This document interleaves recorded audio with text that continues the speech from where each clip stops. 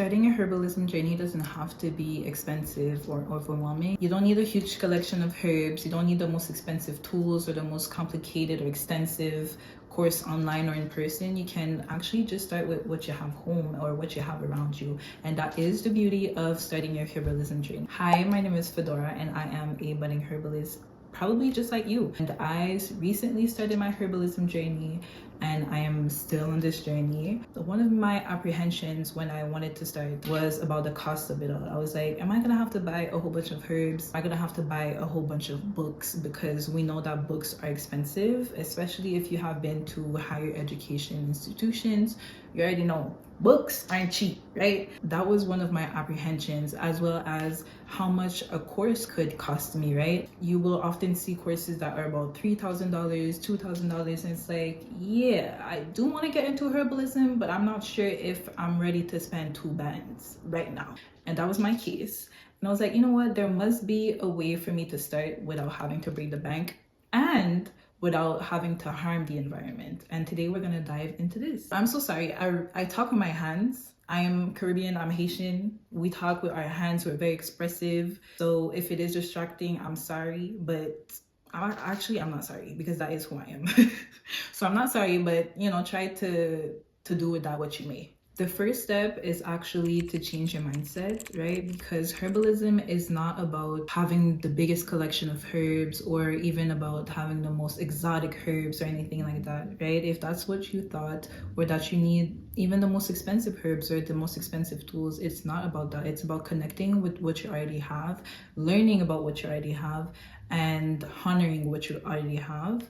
But also look around. If you live somewhere where there's plants around, right? Even dandelion that grows on your land is a medicinal plant. Look online, what does dandelion have to offer? Unfortunately, a lot of the herbs that grow around have been deemed as undesirable herbs or weeds, but they're not. They're actually very powerful medicinal herbs, just like dandelion. That being said, a lot of the powerful herbs that are available to us are actually in our kitchen. Think about ginger, garlic, even onion, for example, is a food that we use very often, but in traditional Haitian practices, onion is something that is used to cure colds or coughs. You can make onion syrup. That's what I grew up on. Whenever I had a cough, my mom would make that for me and I would be fine for the rest of the night. Especially, if you have a child that doesn't like medicine, I loved onion syrup. I always take it now and it always brings me back to my childhood. And I make it for myself. I've made it for people who I love. And that's also the beauty of herbalism. You get to share healing with your loved ones. It wasn't until I really started looking into medicinal properties of plants that I stopped and looked at cinnamon with that lens. And I was like, oh my God, not only do I love cinnamon me, baby. Like when I tell you I love cinnamon. Like anything that has a strong scent or a strong taste, I love ginger, I love garlic, I love onion. Like if I could eat onion like an apple, I would. Red onion, I love it. A ginger tea will never be refused by me. The stronger the better. I need all of this to burn for the ginger tea to really be good to me. A lot of everyday herbs and spices that we use actually are medicinal herbs or medicinal plants. And so take a look around your kitchen. Start with that. Cardamom, nutmeg, anise, and take it one step at a time. Look at one herb and study it front to back to front, and then move on to the next one. All right, now let's talk about the tools. You don't need expensive tools. I don't know how many times I'm gonna say that, but honestly, you don't. A lot of the tools that you will need for your herbalism practice, you already have at home. And if you don't, you can go to the thrift store. You can find teapots, teacups, French presses, and find some books. A lot of the tools you already have at home, right? When it comes to kettles, you probably have one, or you can just use a saucepan to boil your water, a blender, mortar and pestle, as well as painter's tape. Painter's tape has really been what I use to label my herbs. It's easy to take off if I want to reuse the jar or anything like that.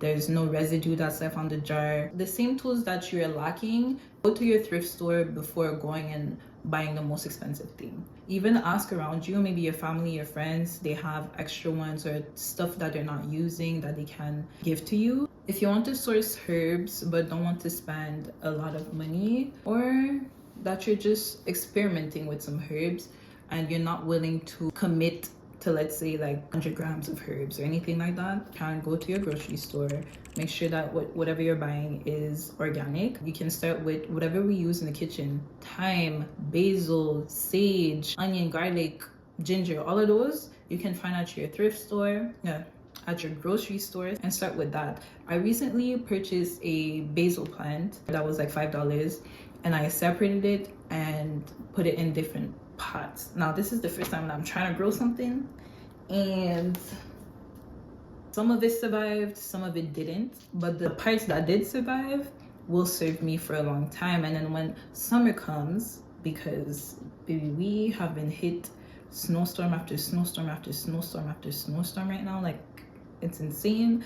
But once all of that melts down and summer comes, I can plant the basil that I've put in little pots. Same thing for rosemary. I've recently purchased some organic rosemary from the grocery store, and I'm gonna put it in water and have it grow, so when summer comes I can just plant it. Same thing for thyme. Thyme is a super easy herb to grow as well. It is a staple in Haitian cuisine. So thyme is something that I use, I've been familiar with since I was born, right? But I didn't know that if you made a tea with thyme, that it did have medicinal properties. Let me check right quick, I'll tell you. See, thyme is great for coughs and colds as an infusion. It fights infection, especially buccal infection. All of those herbs that we use as seasoning are great medicinally. Just take a look.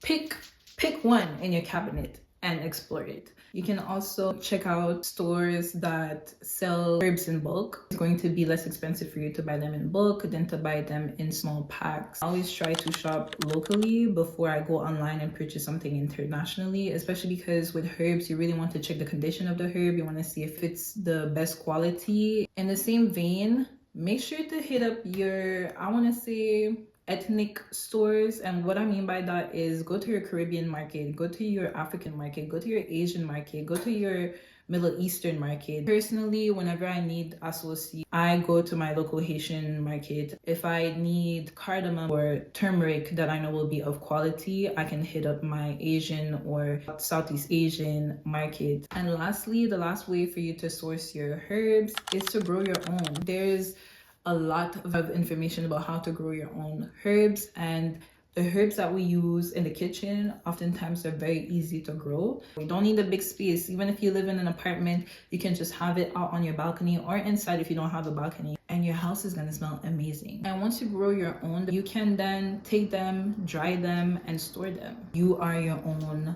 herbal shop. Another thing is to start with simple remedies. I started obviously with infusions and decoctions. If you're from the Caribbean, ginger tea is a big thing, right? And so that's a decoction. And even getting familiar with the language around herbalism is also something that is worth looking into. You do not need to purchase an expensive class to get familiar with that language. A lot of information is available for free on Google, on YouTube. I would say before you go and buy that $2,000 class, get familiar with Google, get familiar with YouTube University, and do your own research. And then once you feel like, you know, I want to learn more, but I feel stuck, then look into those types of courses. I will eventually purchase a course, but right now I don't feel like I'm ready. I want to have a certain base of knowledge before going and purchasing a course, because I want to know, what do I want my focus to be into? Like when I'm comparing classes, what am I looking for? You've probably started too before you were even into herbalism. Every time we make a tea, even if it's with tea bags or anything like that, we are practicing herbalism. Look into making tinctures. I made my first tincture, when was it? Last week, and I'm excited to see how it's gonna turn out. Every day right now, I'm shaking my tincture. It's getting darker and darker, and it's only been, what, 6 days? I'm like, oh my God, you're already so dark. It's crazy, but it is amazing to see the evolution of it all. I also made a herbal electuary for the first time, which is one of the easiest things that you can start with. It's a fun way to consume herbs. When you're researching herbs, you also want to see which preparation is the best for the herb, because different constituents are more water soluble than they are alcohol soluble. So which one would extract the most medicinal properties out of the plant? Is it alcohol? Is it glycerin? Is it vinegar? Right? Do you want to make an oxymel? With each herb that you're learning about, experiment before you go and buy 15 herbs that you don't even know which way is the best way to consume it, or which way is the best way to consume it depending on the ailment that you're targeting. Next thing is educating yourself.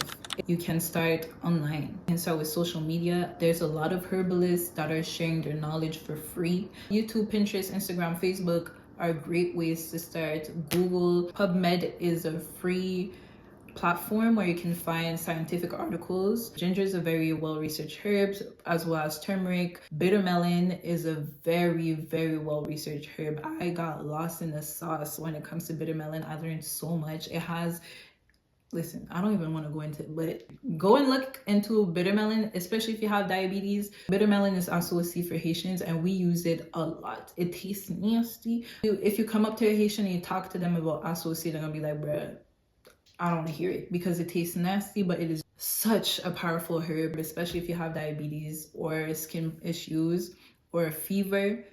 This is my go-to for fever. And anytime I'm feeling shivers, I take associate and I'm good. I don't have fever. Next is go to your library. Your library is a gold mine. I went to the library yesterday. Herbalism has brought me back to the library because when was the last time I went to the library to actually rent a book, like not just to study during finals or whatever, but to actually rent a book? I don't even know, maybe in high school or maybe before. And since starting my herbalism journey, I have rented books and it's fun. I have Rosemary Gladstar's Beginner's Guide. This is a book about traditional Chinese medicine, Ayurveda, and chakras that I found I'm excited to read because I have been wanting to get into Ayurveda and TCM, but sometimes online can feel overwhelming, and I just like having a book in my hands and reading off of a book. And this is all about natural antibiotics. Yes, you won't have them forever, but if there's some pages that you have that you find extremely interesting or beneficial, take pictures, take a photocopy or anything like that. Another thing is to go to your community workshops, and you can use Facebook groups to know what's happening around you. Or maybe your town or your city has a website where they post local events. Maybe your herbalist is holding a workshop about making oxymels. Next is finding your community or connecting with your community.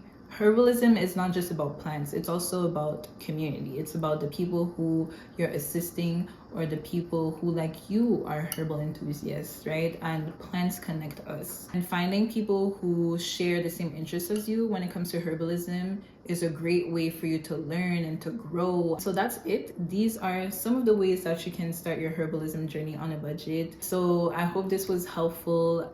Share in the comments, how was it when you were starting your herbalism journey? Or if you're about to start your herbalism journey, what trick or tip did you find the most useful? Which one are you going to use? Which one are you going to experiment with? I truly hope that this video was helpful to you and that it has helped you be more confident when it comes to your journey, and have fun, like I said. So yeah, take care, and I'll see you in the next video. Bye. One thing about Haitians, they're gonna tell you they're Haitian. How do you say persil? Persil, parsley. So yeah.